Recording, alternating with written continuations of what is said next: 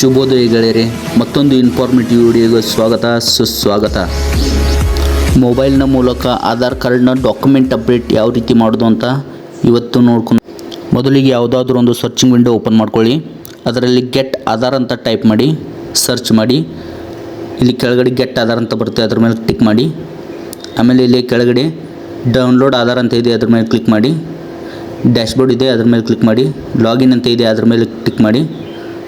Login to Aadhaar VI OTP ಅಂತ ಇದೆ, ಅದ್ರ ಮೇಲೆ ಇಲ್ಲಿ ಆಧಾರ್ ಕಾರ್ಡ್ ನಂಬರ್ನ ಎಂಟ್ರಿ ಮಾಡ್ಕೊಳ್ಳಿ. 12 ಡಿಜಿಟ್ನ ಆಧಾರ್ ಕಾರ್ಡ್ ನಂಬರ್ ಎಂಟ್ರಿ ಮಾಡಿದ ತಕ್ಷಣ ಇಲ್ಲಿ ಕೆಳಗಡೆ ಇಂಟರ್ ಕ್ಯಾಪ್ಚಾ ಅಂತ ಇದೆ. ಇಲ್ಲಿ ಕ್ಯಾಪ್ಚಾ ಯಾವ ರೀತಿ ಇದೆ ಅದೇ ರೀತಿ ಕ್ಯಾಪ್ಚಾನ ಹಾಕಬೇಕು. ಕ್ಯಾಪ್ಚಾ ಹಾಕಿದ ನಂತರ ಲಾಗಿನ್ ವಿತ್ OTP ಅಂತ ಇದೆ, ಅಲ್ಲಿ ಕ್ಲಿಕ್ ಮಾಡಿ. OTP ಬಂದಿರುತ್ತೆ ನಿಮ್ಮ ಮೊಬೈಲ್ಗೆ, ಆಧಾರ್ ರಿಜಿಸ್ಟರ್ಡ್ ಇರೋ ಮೊಬೈಲ್ಗೆ OTP ಬಂದಿರುತ್ತೆ, ಅದನ್ನು OTP ಇಲ್ಲಿ ಎಂಟ್ರಿ ಮಾಡಬೇಕಾಗುತ್ತೆ. OTP ಹಾಕಿ ತೋರಿಸ್ತೀನಿ ನೋಡಿ. ಈಗ ನಿಮಗೆ ಲಾಗಿನ್ ಅಂತ ಕ್ಲಿಕ್ ಮಾಡಿ. ಈ ರೀತಿ ಮೈ ಆಧಾರ್ ಪೋರ್ಟಲ್ ಓಪನ್ ಆಗುತ್ತೆ.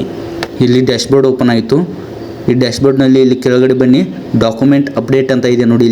ಮೊದಲು ಅಡ್ರೆಸ್ ಅಪ್ಡೇಟ್ ಅಂತ ಇದೆ, ನಂತರ ಆಧಾರ್ ಡೌನ್ಲೋಡ್ ಅಂತ ಇದೆ. ಕೆಳಗಡೆ ಇಲ್ಲಿ ಡಾಕ್ಯುಮೆಂಟ್ ಅಪ್ಡೇಟ್ ಅಂತ ಇದೆ, ಇದ್ರ ಮೇಲೆ ಟಿಕ್ ಮಾಡಬೇಕು. ಇದ್ರ ಮೇಲೆ ಟಿಕ್ ಆದ ನಂತರ ಇಲ್ಲಿ ಕೆಳಗಡೆ ನೆಕ್ಸ್ಟ್ ಅಂತ ಕ್ಲಿಕ್ ಮಾಡಿ.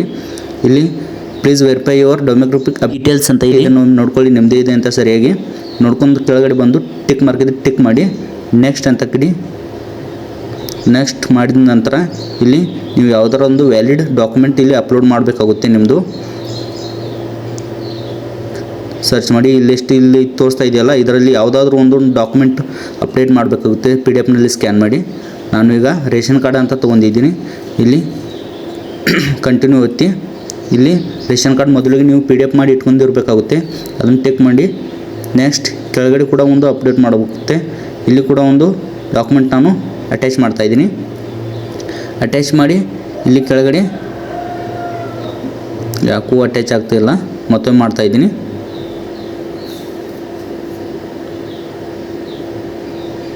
ಅಟ್ಯಾಚ್ ಆಯಿತು. ಇಲ್ಲಿ ಟಿಕ್ ಮಾರ್ಕ್ ಇದೆ, ಟಿಕ್ ಮಾಡಿ. ನೆಕ್ಸ್ಟ್ ಅಂತ ಕೊಡಿ. ನೆಕ್ಸ್ಟ್ ಅಂತ ಕೊಟ್ಟರೆ ಮತ್ತೊಂದು ಇಂಟರ್ಫೇಸ್ ಓಪನ್ ಆಗುತ್ತೆ.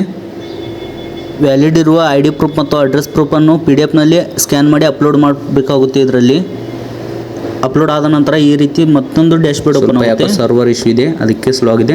ಇಲ್ಲಿ ಬಂತು ನೋಡಿ, dear requester, this service free of cost till 14/6/2027ವರೆಗೆ ಇದು ಫ್ರೀ ಆಗಿರುತ್ತೆ. ಅದರ ನಂತರ ಇದು ಅಮೌಂಟ್ ಕೂಡ ಏನಾದರೂ ಕಟ್ ಆಗ್ಬೋದು, ಅದಕ್ಕೆ ಈಗ ಫ್ರೀ ಆಗಿದೆ, ಇದನ್ನು ಮಾಡ್ಕೊಳ್ಳಿ. ಈ ರೀತಿ ಬರುತ್ತೆ ನೋಡಿ.